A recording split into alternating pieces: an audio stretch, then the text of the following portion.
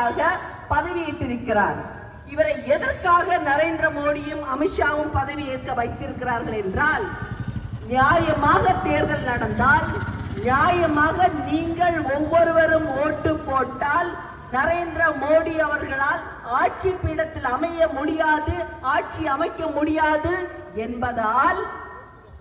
என்பதால் கொலை குற்றவாளியான அமித்ஷா அவர்கள், கொலை குற்றவாளியான நரேந்திர மோடி அவர்கள், ஜெயிலில் போன அமித்ஷா அவர்கள் இந்த ஞானேஷ்குமார் அவர்களை தேர்தல் ஆணையராக நியமித்துள்ளார்.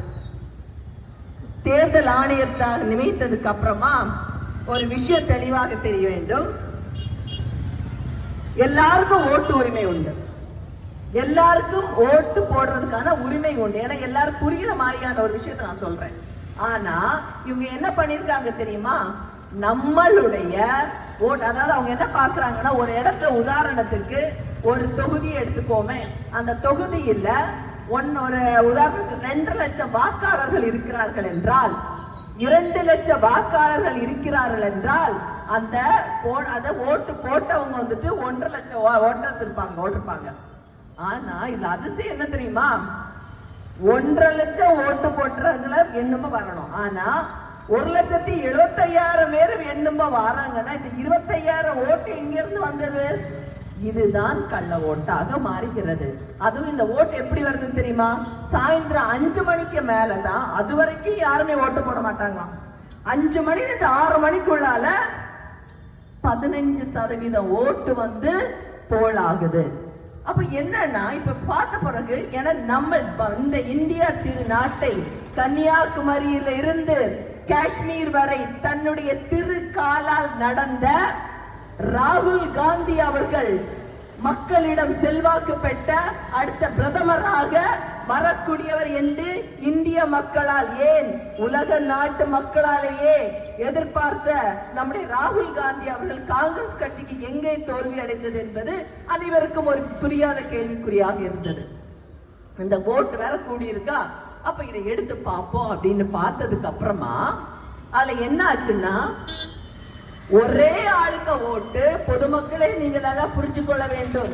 இந்த நமக்கு முன்னால இருக்கக்கூடிய நந்தினி பேக்கரி இது கூட பெருசா இருக்கு, இதுல பாதி கூட கிடையாது.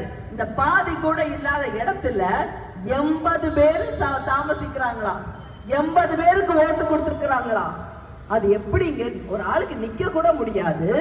அப்ப எப்படி 80 பேர் அந்த சின்ன ரூமுக்குள்ளால உட்கார்ந்து இருப்பாங்க? 50 ஸ்கொயர் ஃபீட் வீட்டுக்குள்ளால.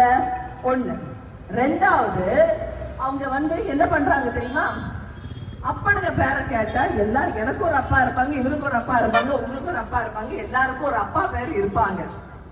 ஆனா உலகத்திலே எங்கேயுமே இல்லாத ஒரு அப்பா பேர் என்ன தெரியுமா? XYZ. எக்ஸ் அப்பா பேர் எக்ஸ், சிலவங்களுக்கு அப்பா பேர் ஒய், சிலவங்களுக்கு இசட். அப்படி என்றால் தந்தை பெயர் தெரியாதவர்களையா நீங்கள் வாக்காளர்களா சேர்த்தீர்கள்? சரி, அதையும் நாங்க விட்டுவிட்டோம். அதுக்கப்புறமா பூத் நம்பர் 25ல தமிழ்நாட்டில் இருக்கக்கூடிய ஒரு உதாரணத்தை சொல்றேன். 25ல அன்னைக்கு ஓட்டு நடந்திருக்கும். இன்னைக்கு தமிழ்நாட்டிலையும் கர்நாடகாலையும் கேரளாலையும் ஒரே நாள்ல ஓட்டு நடக்குதுன்னு வச்சுக்கோங்களேன். அப்போ என்ன நடக்குது தெரியுமா? தமிழ்நாடு சென்னையில ஒருத்தவங்க ஓட்டு போட்டிருப்பாங்க, ஒரு சகுந்தலான்னு ஒருத்தவங்க, ஒரு எக்ஸாம்பிளுக்கு சொல்றேன். அவங்க ஓட்டு போட்டவங்க காலையில 9 மணிக்கு ஓட்டு போட்டுட்டு அடுத்து 10 மணிக்கு எங்க பண்றாங்க? ஆந்திரா ஹைதராபாத்ல போய் போடுறாங்க. ஃப்ளைட்ல போனா கூட 10 மணிக்கு அடுத்த ஓட்ட போட முடியாது, 9:30 போட முடியாது. அவங்க அடுத்த போட்டிருக்காங்க. அடுத்து 9:45 10 மணிக்கு போட்டாங்க, 10:15 எங்க வந்து போடுறாங்க? திருவனந்தபுரத்துல கொண்டு போடுறாங்க அடுத்த ஓட்ட. அப்போ இப்படியாக இவங்க பறந்து போனாங்களா, எப்படி போனாங்கன்னு தெரியல. அப்படியே ஃபுல்லா ஓட்ட போட்டுட்டே இருக்கிறாங்க. இவர்கள் போட்ட ஓட்டு ஒரே நாள்ல 60 ஓட்டு. இது என்ன நடக்குது? இதைத்தான் நம்மளுடைய தலைவர் ராகுல் காந்தி அவர்கள் கையில் எடுத்தார்கள். பெங்களூர்ல மகேந்திரபுரா என்ற இடத்தில், மத்திய பெங்களூர்ல ஒரு இடம் இருக்கு. அங்க என்னன்னா 1.25 லட்சம் ஓட்டர்ஸை போலியாக சேர்த்ததை கண்டுபிடித்தார்கள். போலியாக சேர்த்த இந்த ஓட்டு எப்படி வந்தது என்பதை கண்டுபிடித்த பொழுதுதான் அப்படியே பாமா வெடிகுண்டாக வெடிக்கிறது. இப்படி வெடிகுண்டாக வெடிக்கக்கூடிய அப்படி புள்ளி விவரமா சொன்ன பொழுது நம்ம ஞானேஷ்குமார் அவர்கள் என்ன செய்திருக்கணும்? தேர்தல் ஆணையர் பதில் சொல்லி இருக்கணுமா வேண்டாமா? சொல்லல. வீடியோ எவிடன்ஸ் எல்லா இடத்துலயும் சிசிடிவி கேமரா நம்ம எல்லாம் ஓட்டு போடுறதை வைக்கிறாங்கல்ல, அந்த சிசிடிவி கேமராவை கேட்டதுக்கு அப்புறமா என்ன சொல்றாங்க? சிசிடிவி கேமராவை தர முடியாது, ஏனென்றால் பெண்கள் ஓட்டு போடுறார்கள், பெண்களுடைய சுதந்திரம் பறிக்கப்படும் என்று. நாங்க கேட்கிறோம், பெண்களுக்கு சுதந்திரம் பறிக்கப்படும் என்று நீங்க சொல்றீங்க, நாங்க ஏத்துக்கிறோம், பெண்களாகிய நாங்க ஏத்துக்கிறோம். அப்படி பார்க்கப்பட்டவங்க துணை ஜனாதிபதி தேர்தல் நடந்த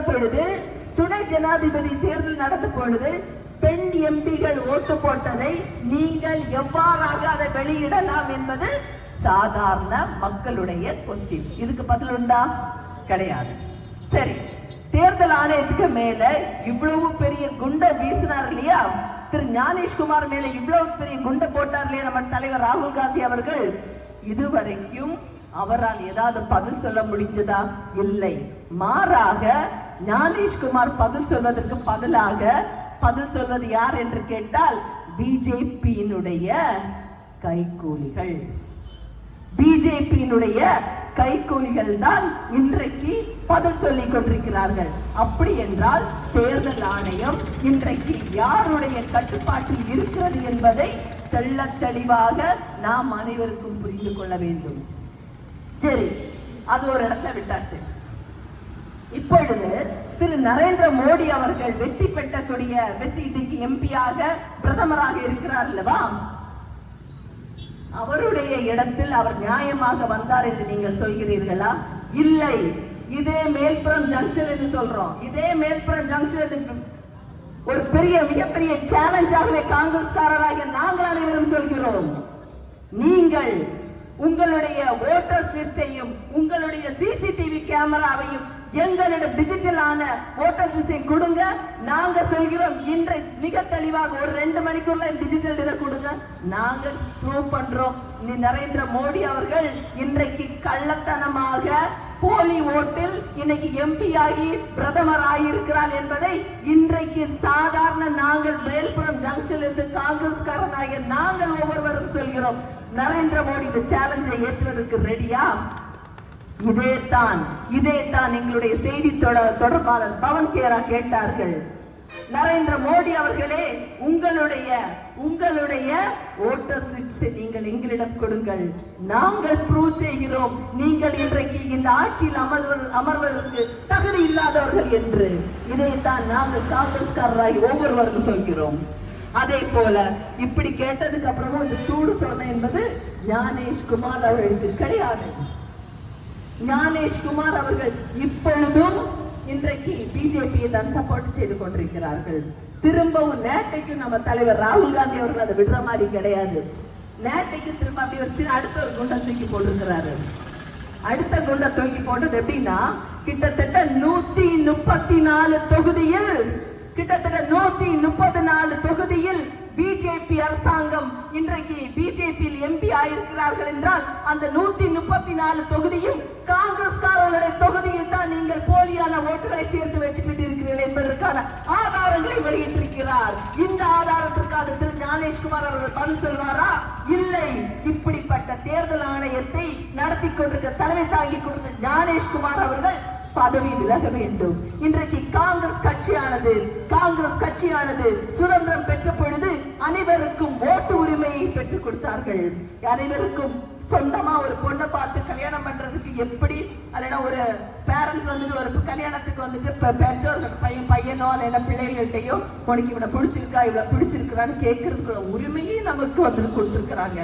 அதே போல உரிமையை தான் இந்த நாட்டை ஆள்வதற்கான உரிமையை காங்கிரஸ் நம் ஒவ்வொருவருக்கும் கொடுத்தது. 18 வயதில் அனைவருக்கும் ஓட்டு உரிமையை கொடுத்தது காங்கிரஸ். அந்த காங்கிரஸ் ஜனநாயகத்துக்கு விட்டுட்டது காங்கிரஸ். அப்படிப்பட்ட காங்கிரஸில் ஊறி வந்தவர்கள் நாங்கள். இந்த கள்ளத்தனமாக இன்றைக்கு ஆட்சியில் செய்து கொண்டிருக்கிற நரேந்திர மோடி அவர்களை சீக்கிரமாக வீட்டுக்கு அனுப்ப வேண்டும்.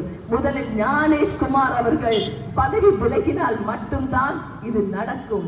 அதே போல இன்றைக்கு நம்மளுடைய இந்திய தேசமானது சுதந்திரம் பெற்ற பொழுது உங்கள் அனைவருக்குமே தெரியும், இந்திய தேசம் சுதந்திரம் பெற்ற பொழுது மிகப்பெரிய ஒரு நிலப்பரப்பாக இருந்தது.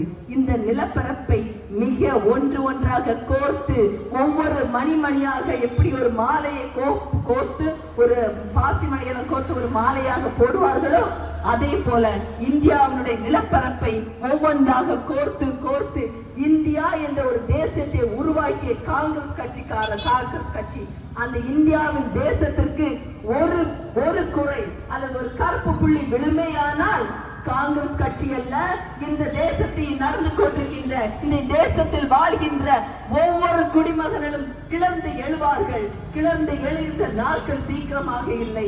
கூடிய விரைவில் இந்த நரேந்திர மோடியினுடைய ஆட்சிக்கு முற்றுப்புள்ளி வைத்து நம்முடைய தலைவர் ராகுல் காந்தி அவர்கள் ஆட்சி பீடத்தில் அமைவார்கள். நீங்கள் அனைவரும் எதிர்பார்க்கக்கூடிய ஒரு நாள் கண்டிப்பாக வரும். தலைவர் ராகுல் காந்தி அவர்கள் பிரதம மந்திரி ஆவார் என்று கூறி இந்த கண்டன ஆர்ப்பாட்டத்திற்கு மிக கண்டிப்பாக இந்த கண்டன ஆர்ப்பாட்டம் இங்கே தொடங்கி இந்த கண்டன ஆர்ப்பாட்டம் இந்தியா முழுவதும் வெடித்துக் கொண்டிருக்கிறது. சோசியல் மீடியாவை பார்த்தாலும் உங்களுக்கு தெரியும், பேப்பர் எடுத்து பார்த்தாலும் பேப்பர் இன்னைக்கு அவங்க கையில இருக்கு, பிஜேபியோட கையில இருக்கு, அதனால அவங்க பண்ண மாட்டாங்க. ஆனால் இன்றைக்கு இந்த தேசத்தை சுடுகாடாக ஆக்கி கொண்டிருக்கின்ற ஞானேஷ் குமார் அவர்களை பதவியில் இருந்து விலகும் வரை காங்கிரஸ்காரனாகிய நாங்கள் யாரும் உறங்க மாட்டோம் என்பதை கூறி எனக்கு வாய்ப்பளித்த உங்கள் அனைவருக்கும் நன்றி கூறி விடைபெறுகிறேன். நன்றி, வணக்கம், ஜெய்ஹிந்த்.